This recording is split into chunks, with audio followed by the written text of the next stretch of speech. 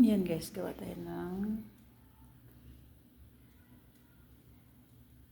dates na may flour tsaka laban.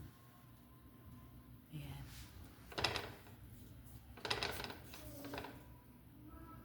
Gawa tayo ng sweet.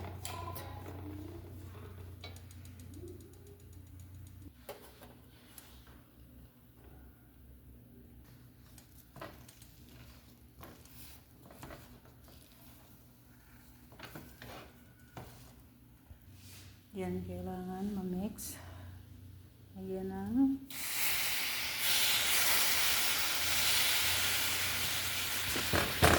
yogurt, alaban. Mix hanggang lumapot yung dates. Yan guys, dapat lumapot siya. Yan. Lagyan natin ng black sesame.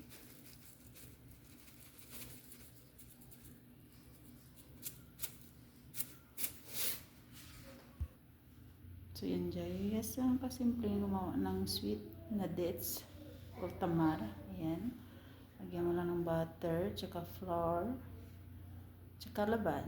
Yun lang. Pwede naman walang black seeds. Walang black sesame. Yan. Masarap yan siya guys. Lagay sa tinapay. Yan. So yan lang siya guys. Thank you for watching. Yan, luto na.